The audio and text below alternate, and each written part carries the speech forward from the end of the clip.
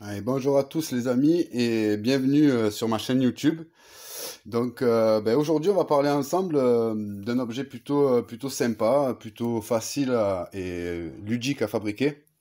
J'ai rien inventé, hein, c'est bien connu, c'est ce que l'on appelle la boîte à feu. Alors la boîte à feu, eh bien, elle va nous permettre de remplacer ceci, par exemple, le réchaud, mais elle va aussi nous permettre de remplacer beaucoup d'autres choses. Elle va nous permettre notamment de servir de loupiote, de lumière sur le camp. Elle va nous permettre également de pouvoir nous réchauffer nous-mêmes en cas de froid. Donc un petit réchaud personnel et nous servir également donc à réchauffer des plats, mais aussi et surtout dans des conditions difficiles, humides et trempées. Elle va nous permettre de faire prendre du bois qui est trempé, puisque elle a une autonomie pour un volume de boîte comme ceci, d'une boîte de bonbons en aluminium. Elle a une autonomie de 1h30 en continu. Donc c'est pas négligeable, ça pèse 170 grammes. Et c'est super à avoir sur soi dans son sac à dos lorsqu'on part en bivouac. Elle peut avoir toute son utilité. Maintenant, ce que je vous propose, c'est qu'on va voir ensemble comment la fabriquer, ce dont on a besoin pour la fabriquer. Et puis après, j'ai envie de vous dire, à vous de jouer. Allez, c'est parti pour la suite. Voilà, donc on va avoir ici tous les éléments qui vont nous permettre de fabriquer cette boîte à feu. Donc on va avoir besoin d'une boîte en conserve, hein, comme ceci là. Une casserole, puisque avec ces deux éléments-là, dans la casserole, on va venir y mettre de l'eau, avec à l'intérieur de la boîte de conserve les morceaux de bougie qui sont juste ici et qu'on va faire fondre dans un bain-marie.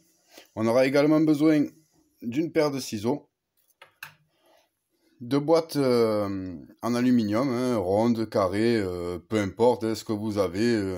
Là ici on voit une boîte spécifique, mais ça peut être toute autre chose, hein, n'importe quel type, du moment que c'est une boîte en aluminium, n'importe quel format. Pour information, le format d'une boîte comme ceci, c'est une durée en continu de 1h30 donc de fonctionnement. Donc allez, on va continuer. On va avoir besoin également de carton pour couper des bandelettes qui vont nous permettre tout simplement de venir s'enrouler ici, bien serré à l'intérieur et se mettre en place, mais on verra ça lors de la préparation. Voilà, un point chaud pour pouvoir faire fondre nos bougies au bain-marie. Et puis ici, on aura tous les éléments nécessaires à la fabrication d'une boîte à feu. Voilà, donc on va voir ça ensemble. Allez, c'est parti.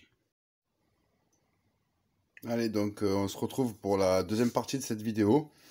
Donc, comme je vous disais, ici, j'ai préparé un bain-marie. À l'intérieur de la boîte de conserve, on va pouvoir retrouver les morceaux de bougie que j'ai pu casser en morceaux.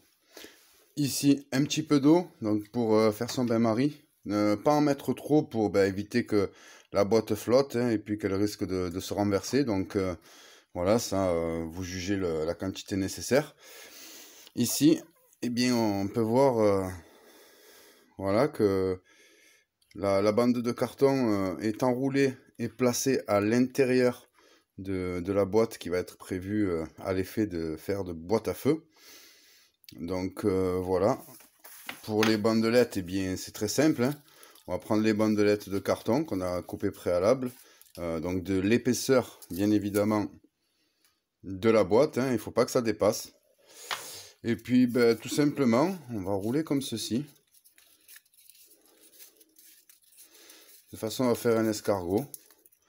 Voilà, hein, on continue jusqu'à effectuer le volume de la boîte. Et puis, on met tout ça en place. On va aller mettre à fondre les bougies. Et puis, on va continuer pour effectuer la suite de la boîte à feu. Allez, je vous dis à tout à l'heure. Allez, donc c'est parti pour la suite de la fabrication de cette boîte à feu. Donc ici, on a porté à ébullition l'eau. Ensuite, on y a plongé les morceaux de bougie qui ont fondu. Donc on va pouvoir arrêter l'eau. Ça y est, la cire est prête.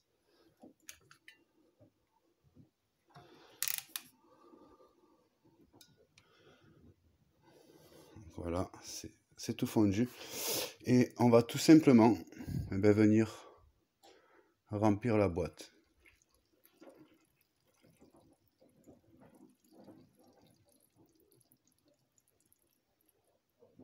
Voilà. On va attendre un petit peu que le carton absorbe la cire. Puis, si nécessaire, on y ajoutera un petit complément. Donc là, le carton va un petit peu boire. Et puis pour finir, au milieu, tac, je viens y placer une petite boule de coton. Voilà, tout simplement. Notre boîte à feu est terminée. Elle est facilement réalisable, très simple, avec des éléments que l'on peut trouver facilement chez soi. Ça reste ludique, donc je vous invite à le faire avec d'autres personnes. C'est sympa. Alors, plusieurs utilités, ce qu'il faut savoir pour cette boîte à feu. Donc, elle va nous permettre tout simplement de nous servir de réchaud. Elle va pouvoir également nous permettre de nous servir de lupiote, de lumière sur le camp, par exemple.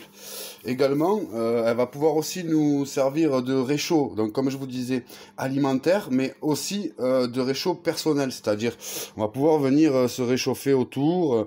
Voilà, ça nous crée quand même un point de chaleur d'une durée de 1h30 de fonctionnement en continu pour ce volume-là de boîte. Donc voilà, ça reste très intéressant à avoir sur soi. Un autre point très très important, puisque ça c'est une expérience vécue, c'est très très très utile lorsqu'on arrive sur une zone où c'est que il a plu toute la journée, et puis que le soir on souhaite faire le feu. Donc par exemple dans la cheminée de la cabane refuge que l'on aura choisi pour passer la nuit ou autre, il est très très très difficile de faire prendre du bois trempé. Je vous joindrai dans la vidéo une photo. En montant du bois en mode pyramidal ici autour de la boîte à feu, eh bien, au vu de son fonctionnement qui dure 1h30, au fil du temps, ça va permettre de sécher le bois autour et de réussir à le faire prendre. Parce que sinon, c'est vraiment très très très difficile. Donc c'est un objet très utile, en plus d'être ludique et facile à fabriquer. C'est vraiment très très utile à avoir dans son sac à dos lors de nos sorties bivouac par exemple. Allez, voilà, donc j'espère que cette vidéo vous aura plu. Et puis, n'hésitez pas à marquer dans vos commentaires si vous avez aimé ou autre, afin qu'on puisse échanger ensemble. Et je vous dis à bientôt pour une prochaine vidéo. Ciao, ciao.